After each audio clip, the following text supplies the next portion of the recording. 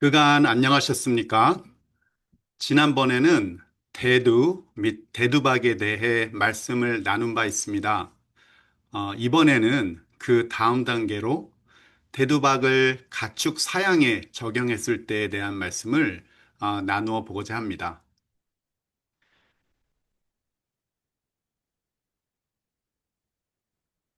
자, 화면이 이제 보이시죠?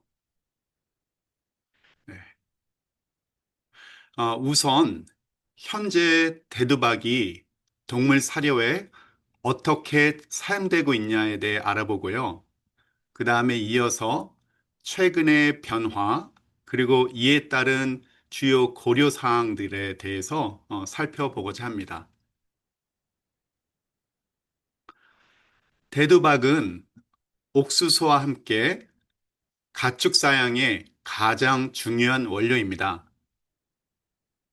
특히 양동과 양계의 가장 보편적이고 중요한 단백질 공급원이죠.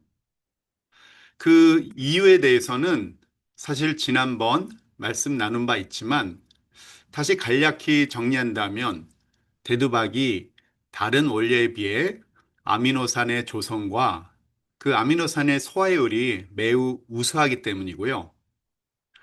그 외에도 다른 원료들에 비해서 경제적인 이점이 있고요. 공급이 원활함도 장점이라 할 수 있겠고요. 그리고 대두박의 품질이 균일하다는 것도 큰 장점이라고 할 수가 있겠습니다.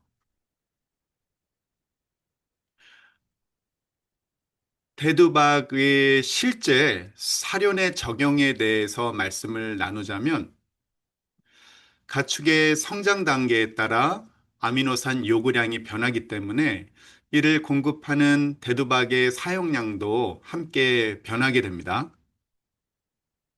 이를 고려를 하고 일반적으로 양돈의 경우에는 대두박이 어린 돼지, 자돈 사료에는 15 내지 30% 정도가 쓰이고요. 비육돈 사료의 경우에는 15 내지 25% 정도를 차지를 하고 있습니다.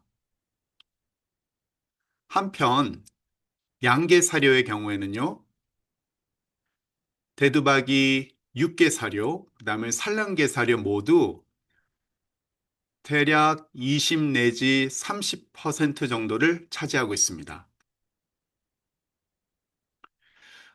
그럼 조금 더 자세히 말씀을 나누어 보도록 하겠습니다. 사료의 대두박 사용량은 동밀이 가축이 필요로 하는 필수 아미노산의 양을 충족하는 선에서 결정이 되는데요. 그러기 위해서 아미노산 요구량이 높은 자돈 사료와 육계 사료의 경우는 대두박 사용이 높습니다. 뭐 거의 30% 정도까지 육박하기도 합니다. 이렇게 동물 사료에 대두박은 매우 중요한 부분을 차지합니다. 동물 사료에 대두박 사용과 함께 또 중요하게 생각해 봐야 하는 사항은 합성 아미노산의 첨가인데요. 이는 대두박으로만 공급하기에 양이 조금 부족할 수 있는 주요 필수 아미노산, 즉 라이신, 메치오닌, 트리오닌의 경우에는 합성 아미노산 형태로 추가로 첨가를 하게 되는데 이렇게 하여 대두박의 이용 효율을 더 높여주는 방안이 매우 보편화되어 있습니다. 일반적으로 대두박 사용에 라이신, 메치오닌, 트레오닌 이렇게 세 가지의 합성 아미노산을 첨가를 해주면요. 대두박 사용량이 예를 들어서 25%에서 20% 정도로 5% 정도 낮춰질 수 있고요. 이러한 경우에 대체적으로 가축의 건강이나 성장에 무리가 없다고 저희가 잘 알고 있습니다. 그런데 최근에 들어서는 이 주요 필수 아미노산인 라이신, 메치오닌, 트레오닌 이외에도 구할 수 있는 합성 아미노산의 종류가 더 광범위하게 늘어나게 되었는데요. 이로 인해서 다른 필수 아미노산들인 트립토판, 발린, 이솔루신을 또 얻을 수가 있습니다. 그렇게 되면서 이 추가적인 합성 아미노산들의 사용에 대한 시도가 되어지고 있습니다.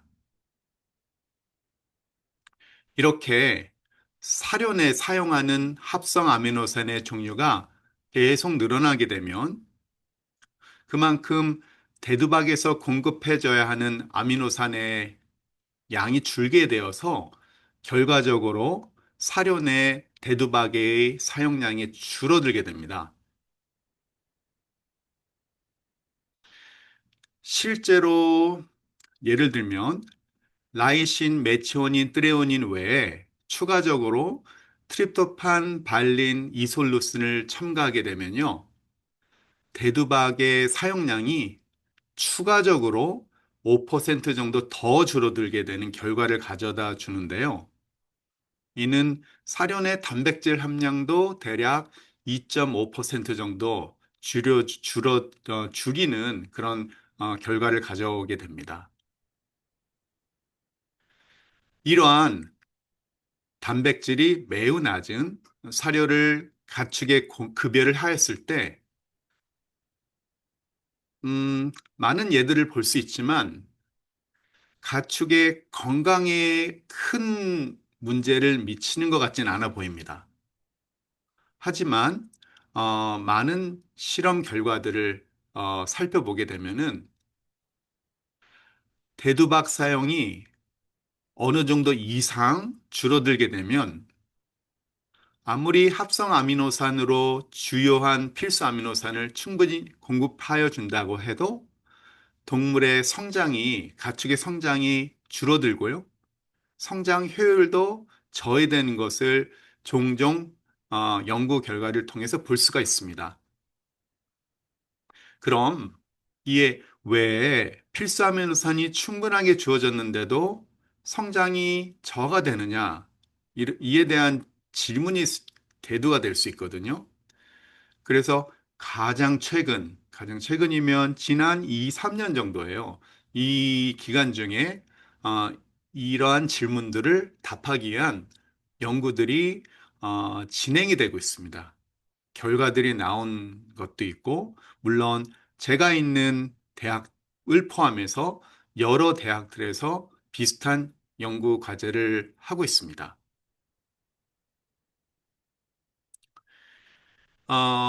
가장 최근에 연구 결과들을 정리를 해보면요. 아무리 필수 아미노산이 부족하지 않게 합성 아미노산 형태로 첨가되어진다 하여도 사료내 대두박 사용량이 어느 정도 이하로 내려가게 되면 크게 두 가지의 문제점이 나타나게 됩니다. 첫 번째 문제점을 먼저 말씀 나눠 보겠습니다. 주요 필수 아미노산은 합성 아미노산 형태로 공급이 되어 영양적으로 문제가 없지만 그 외의 필수 아미노산, 그리고 또한 비필수 아미노산들의 공급이 원활하게 되지 않게 되면은 가축의 성장에, 어, 가축의 성장이 저하가 되는 그런 추가적인 제한 요인으로 된다는 점입니다. 저희가 한 예로 실제 대두박을 전혀 사용하지 않고요. 모든 아미노산을 합성 아미노산 형태를 공급해주는 그런 연구를 진행해 보았는데요. 매우 비싼 연구 과제였습니다. 모든 아미노산을 공급한다는 게 굉장히 비싸거든요. 근데 이때 필수 아미노산은 충분하게 공급되어질 때 비필수 아미노산이 공급해지지 않는다면 가축의 건강 그리고 성장에 문제가 생긴다는 결과를 얻었습니다. 특히 돼지의 소장의 염증 정도가 증가했고요. 또한 소장의 면역세포 활력도 낮아졌습니다. 그로 인해서 결과적으로 돼지의 성장도 감소하였고요. 사료의 이용 효율도 감소하였습니다.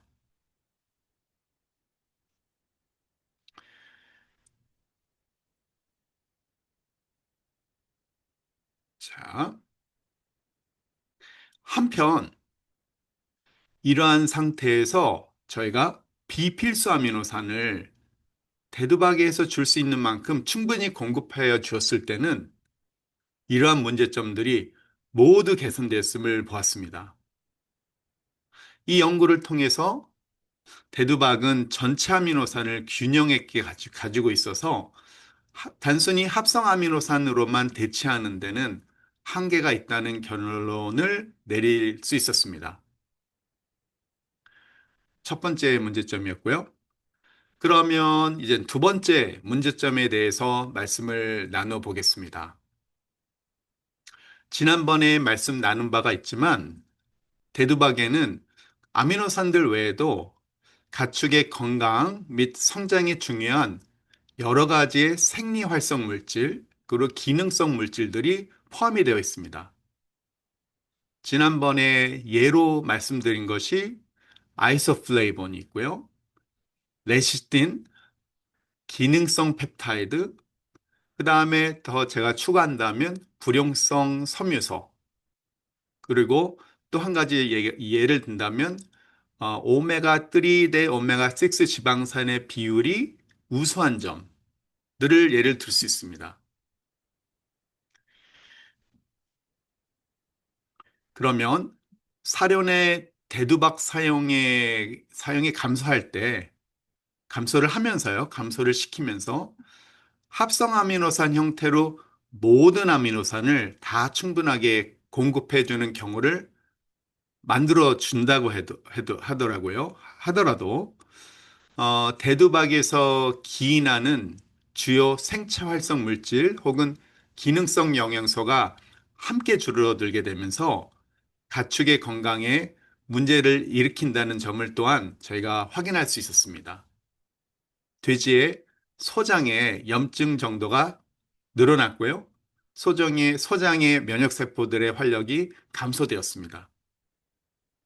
그러면 이때 이러한 상태에서 그 결핍되어진 생체 활성 물질, 대두박에서 기인하는 생체 활성 물질 혹은 기능성 물질들을 다시 공급해 주었을 때는 이러한 문제점들이 사라짐을 확인을 할 수가 있었습니다.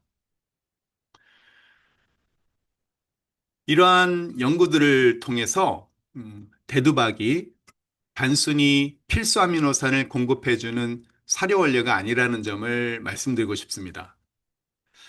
대두박은 전체 아미노산을 균형 있게 가지고 있고 또한 여러 생체 활성 물질 그리고 기능성 물질들을 포함하고 있어서 이를 쉽게 몇 가지의 합성 아미노산으로 이렇게 대체할 수가 없는 할 수가 없고요. 그러기에 매우 중요하고 훌륭한 사료 원료라고 결론을 맺고자 합니다. 그럼 이러한 결론으로 오늘의 이번에 강의를 마치고자 합니다. 예, 감사합니다.